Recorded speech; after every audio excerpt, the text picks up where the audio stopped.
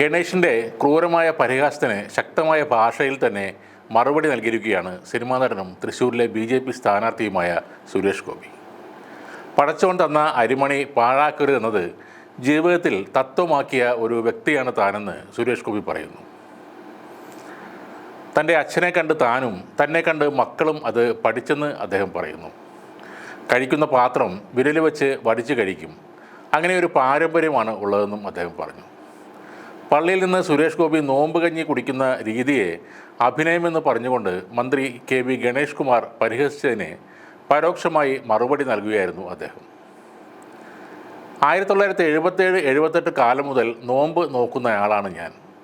ബിസ്മി ചൊല്ലി തന്നെ നോമ്പ് തുറക്കാനും അറിയാം. സലാം പറഞ്ഞാൽ തിരിച്ച് സലാം പറഞ്ഞ് അവസാനിപ്പിക്കുന്ന ആളല്ല. അതിൻ്റെ മുഴുവൻ ടെക്സ്റ്റ് പറഞ്ഞാണ് ഞാൻ അവസാനിപ്പിക്കുക. ഇതാണ് സുരേഷ് ഗോപി പറഞ്ഞത്. തെരഞ്ഞെടുപ്പ് പ്രചാരണത്തിൻ്റെ ഭാഗമായി തൃശ്ശൂരിൽ നടന്ന യോഗത്തിലാണ് സുരേഷ് ഗോപിയുടെ ഈ വിശദീകരണം ഉണ്ടായത്.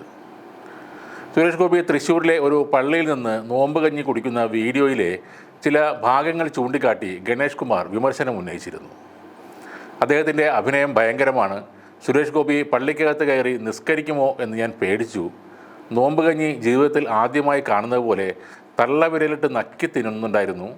നോമ്പ് കഞ്ഞിയൊക്കെ വീണ്ടും ചോദിച്ചാൽ കിട്ടില്ലേ? പകൽ മുഴുവൻ ഉണ്ടും കുടിച്ചും കിടന്നിട്ട് വൈകിട്ട് നോമ്പ് കഞ്ഞി കിട്ടിയപ്പോൾ ജീവിതത്തിൽ കഞ്ഞി കാണാത്തതുപോലെ തള്ളവിരലും നക്കിയേച്ച് വരുന്നു. ഇതൊക്കെ നാടകമല്ലേ? ഇതായിരുന്നു ഗണേഷ് കുമാറിൻ്റെ അന്നത്തെ പരിഹാസം. എന്തായാലും ഗണേഷ് കുമാറിന് സുരേഷ് ഗോപി ഇപ്പോൾ നൽകിയ മറുപടി വളരെ വ്യക്തമാണ്. ഗണേഷ് പരിഹസിച്ച പള്ളിയിലെ ആ കഞ്ഞിക്കുടിക്ക് നല്ല രീതിയിൽ തന്നെ അദ്ദേഹം ഉത്തരം കൊടുത്തിട്ടുണ്ട്. പക്ഷേ ഈ തെരഞ്ഞെടുപ്പിൽ കുറച്ച് വോട്ട് കിട്ടാൻ പള്ളിയിൽ സ്വർണം പൂശിയ കിരീടം കൊടുത്ത് ക്രിസ്ത്യൻസിനെ പറ്റിക്കുന്നത് പോലെ എളുപ്പമല്ല മുസ്ലിങ്ങളെ പറ്റിക്കാൻ. ഒരു കിരീടമോ ഒരു കുരുത്തോലയോ കൊണ്ട് പള്ളിയിൽ പോയാൽ ക്രിസ്ത്യൻസിൻ്റെ വോട്ടുകൾ ചിലപ്പോൾ കിട്ടിയേക്കാം. പക്ഷേ താങ്കൾ ഇനി എന്തൊക്കെ പറഞ്ഞാലും മുസ്ലിങ്ങളുടെ വോട്ടുകൾ മറിഞ്ഞു വീഴാൻ സാധ്യത കുറവാണ്. ഒരു കാരണം താങ്കൾ പിന്തുടരുന്ന രാഷ്ട്രീയം തന്നെയാണ്. ഭൂരിപക്ഷ വർഗീയതയുടെ ബലത്തിൽ ഈ നാട്ടിൽ പലതും അടിച്ചേൽപ്പിക്കുന്ന ആ പാർട്ടിക്ക് എങ്ങനെയാണ് ന്യൂനപക്ഷം വോട്ട് ചെയ്യുക?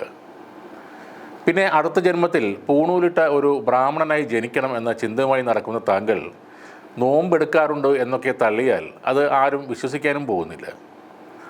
നോമ്പെടുക്കുന്ന കാര്യം എപ്പോഴും പറയാതെ ഇരിക്കുന്നതാണ് ബുദ്ധി.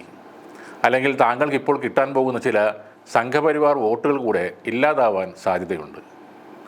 നോമ്പെടുക്കുന്നവർക്ക് വോട്ട് ചെയ്യാൻ അവർക്ക് ചിലപ്പോൾ മടി കാണും. ചുരുക്കി പറഞ്ഞാൽ പ്രിയപ്പെട്ട സുരേഷ് ഗോപി, താങ്കൾ വീട്ടിൽ തന്നെ ഇരുന്നാൽ തൃശ്ശൂരിൽ BJPക്ക് കിട്ടുന്ന വോട്ടുകൾ എല്ലാം തന്നെ കിട്ടും. ഇത്തരം കണ്ണിൽ പൊടിയിടുന്ന ഊടായ്പ വേലകളുമായി ഇറങ്ങിയാൽ കിട്ടുന്ന വോട്ടിൽ കുറവ് വരും.